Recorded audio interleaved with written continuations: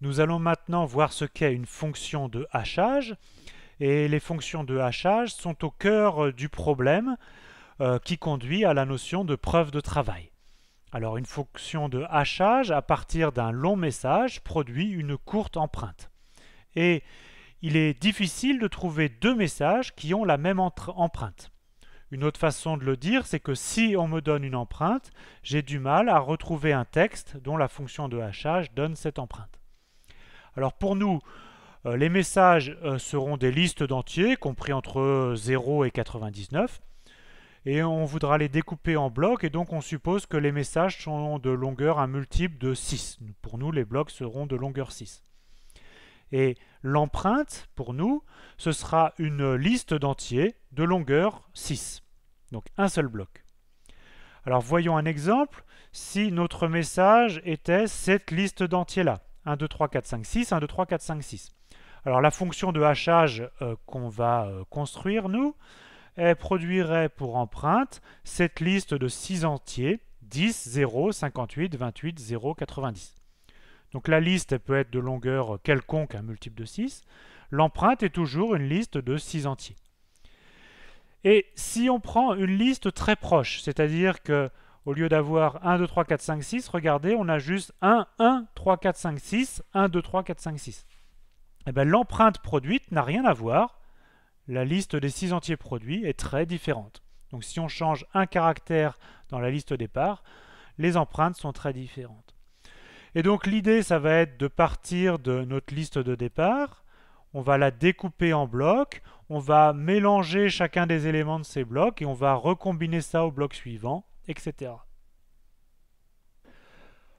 On va expliquer ce que fait une fonction de hachage. Donc une fonction de hachage, ça travaille sur des blocs.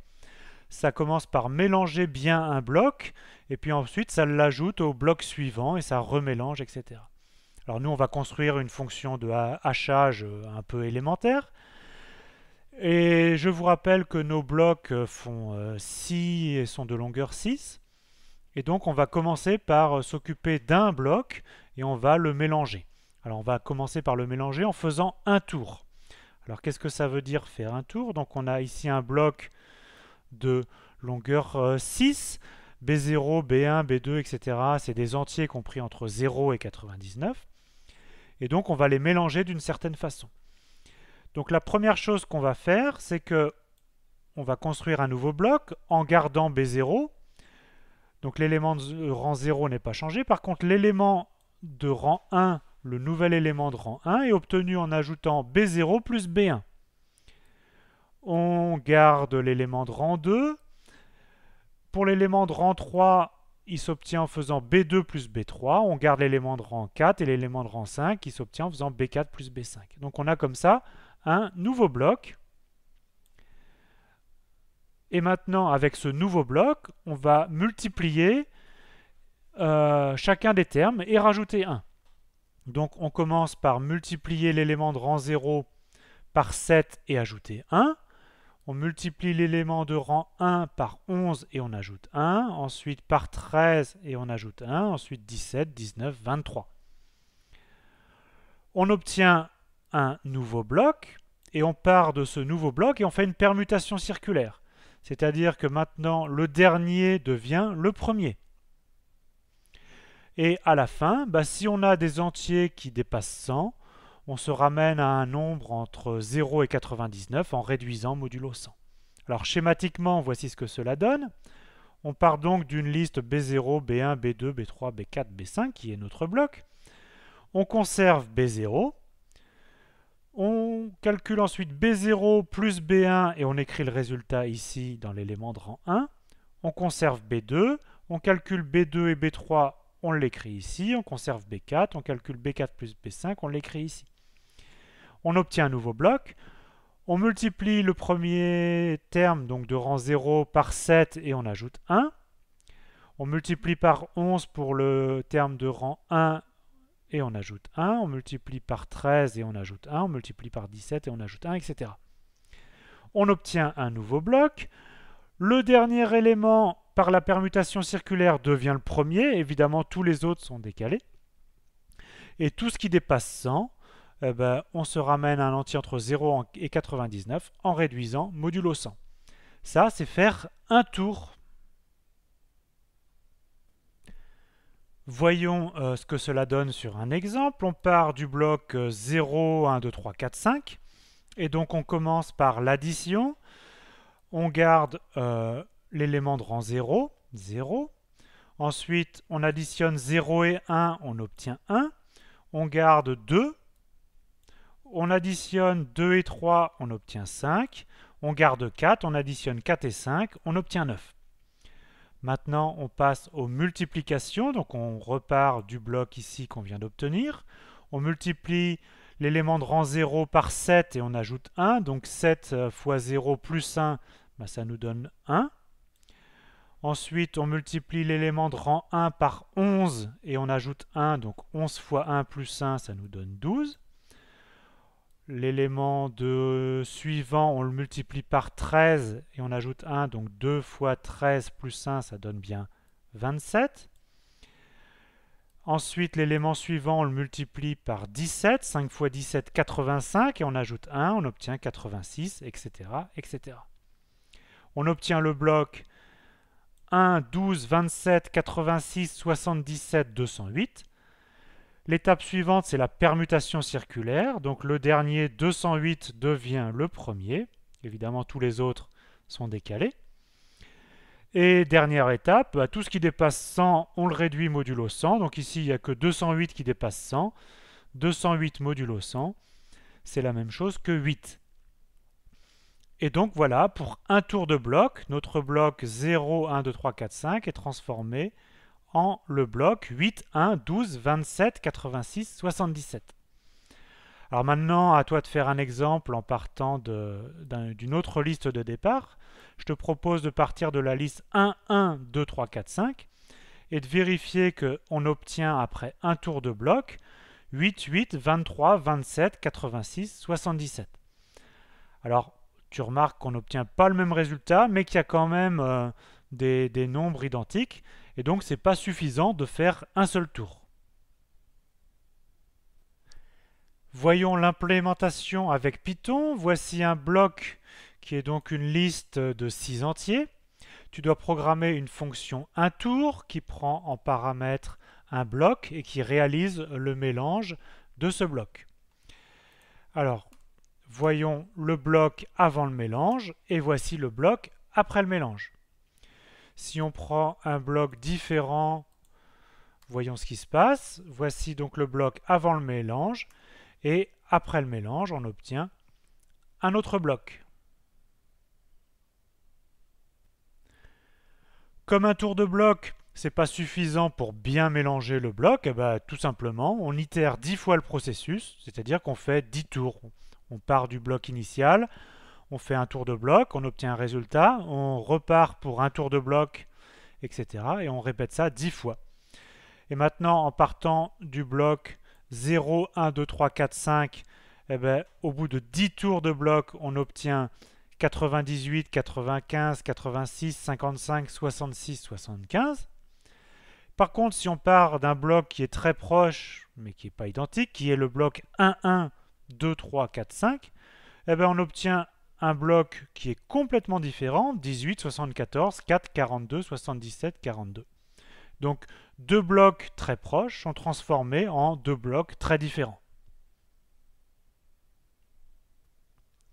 Une fois que tu as programmé un tour de bloc, c'est facile de programmer 10 tours de bloc. Voyons ce qui se passe avec Python. Donc une fonction ici 10 tours qui prend toujours en entrée un bloc. Pour le premier bloc 0, 1, 2, 3, 4, 5, on obtient après 10 tours 98, 95, 86, etc. Pour un second bloc qui serait une légère modification du premier bloc 1, 1, 2, 3, 4, 5, on obtient après 10 tours un bloc complètement différent, 18, 74, 4, 42, etc. Pour l'instant, ce qu'on a fait, c'est bien mélanger un bloc. Mais une fonction de hachage, ça prend en entrée une liste de longueur quelconque et ça renvoie une empreinte qui correspond à un bloc.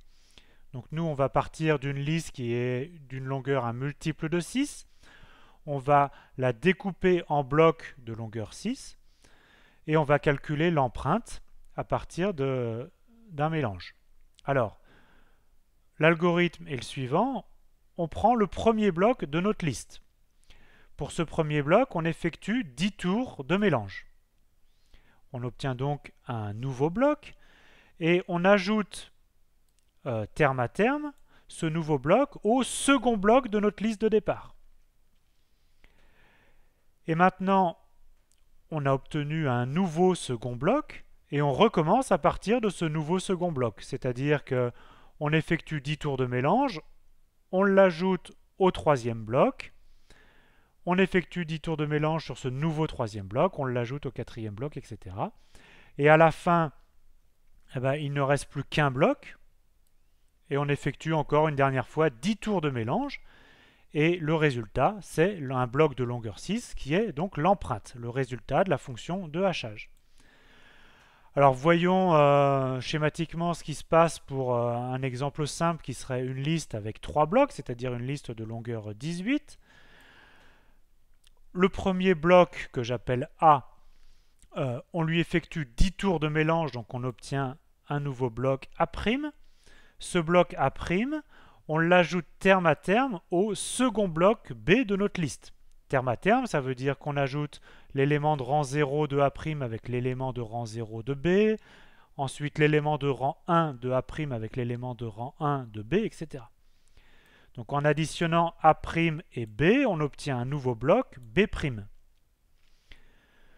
Ce nouveau bloc B', on lui fait 10 tours de mélange, on obtient B seconde, qu'on ajoute au troisième bloc de notre liste de départ.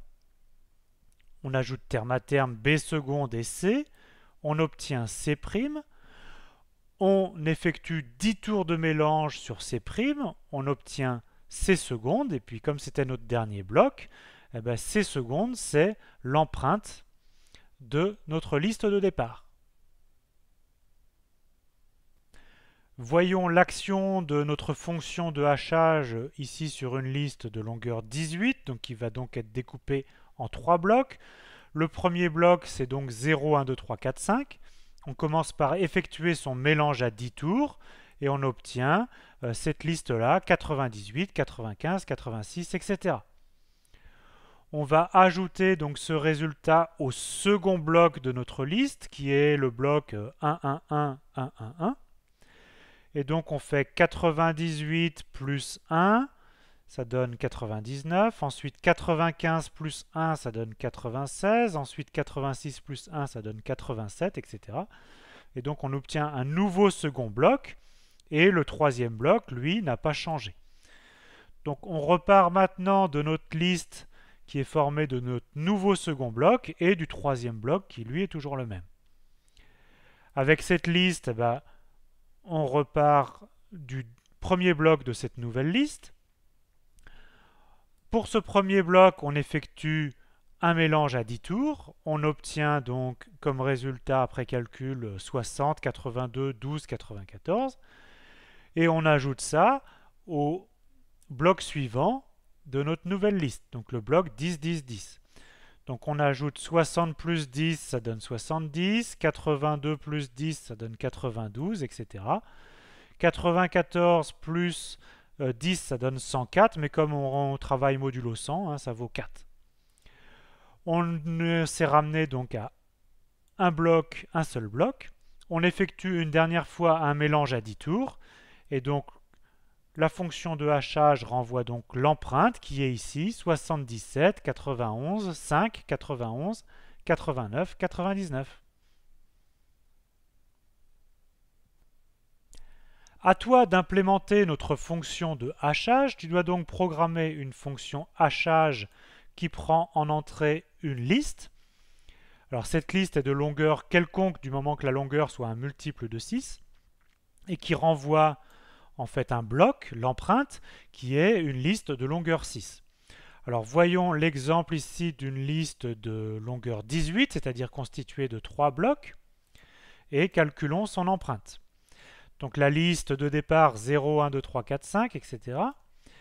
Et l'empreinte obtenue 77, 91, 5, etc. Alors je vais modifier un petit peu ma liste, je vais juste intervertir les deux premiers termes. Au lieu de 0, 1, 2, 3, 4, 5, je commence par 1, 0, 2, 3, 4, 5 et le reste est le même. Alors, est-ce qu'on peut deviner l'empreinte de cette nouvelle liste? Eh bien, voyons voir quelle est cette empreinte.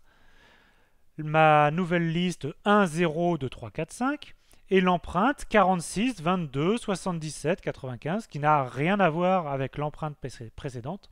C'est donc que notre fonction de hachage réalise un bon mélange.